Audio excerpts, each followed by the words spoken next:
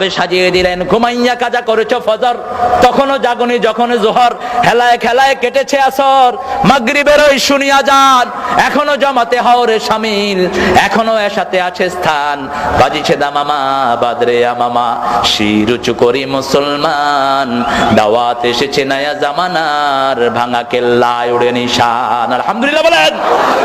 আমাদের জীবন হলো নামাজ। জীবন আগে না নামাজ আগে? কে বলেছেন? কে বলেছেন?